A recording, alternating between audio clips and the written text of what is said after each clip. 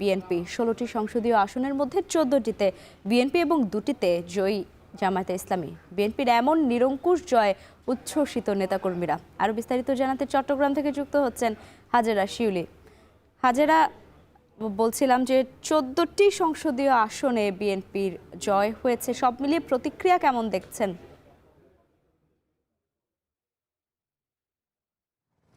BNP নেতাকর্মীরা স্বভাবতই উচ্ছ্বসিত এবং তারা বলছে একসময় 2001 সালের আগ পর্যন্ত নির্বাচনে বিএনপির যে আধিপত্য ছিল নগরে এবং পুরো জেলায়, সেই আসনগুলো তারা আবার পুনরুদ্ধার করতে পেরেছে এবং তারা শেষ পর্যন্ত জনগণ বিএনপির উপর আস্থা রেখেছে বরাবরের মতোই, তাই সেই আসনগুলোতে তারা বিজয়ী হয়েছে। এবং সবচেয়ে অবাক করা বিষয়, বিএনপির 4 জন নেতা, এর মধ্যে হেভিওয়েট প্রার্থী আমির খসরু মাহমুদ চৌধুরী চতুর্থবারের মতো সংসদ সদস্য নির্বাচিত হয়েছেন। সেই সাথে আনোয়ার আর সারোয়ার কামাল নিজাম এবং সন্দ্বীপ আসনের মোস্তফা কামাল পাশাও চতুর্থবারের মতো নির্বাচিত হয়েছেন।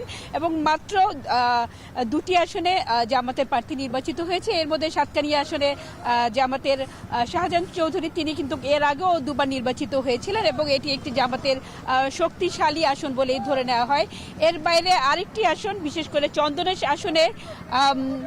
চন্দনাশ আসনে বিজয়ের খুব দ্বারপ্রান্ত থেকে জামাতের জোট প্রার্থী এলডিপির ওমর ফারুক ছাতা প্রতীকে মাত্র 1000 ভোটের ব্যবধানে হেরে গেছে।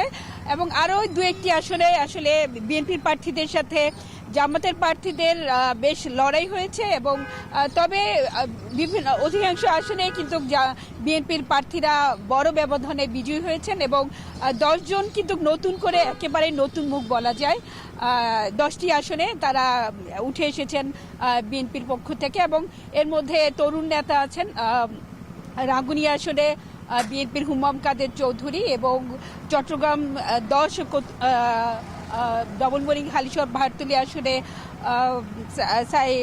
সাইদ আল নোমান। তো এই ধরনের কিন্তু অনেক প্রার্থী একেবারে নতুন মুখ এসেছে। এবং চট্টগ্রামের বিভাগের কথাও যদি বলি, সেখানেও কিন্তু আমরা ফলাফল যে বেসরকারি ফলাফলে সেখানে ফেনী, লক্ষ্মীপুর থেকে শুরু করে ব্রাহ্মণবাড়িয়া তেও কিন্তু বিএনপি তাদের আধিপত্য এবং জয় ধরে রেখেছে।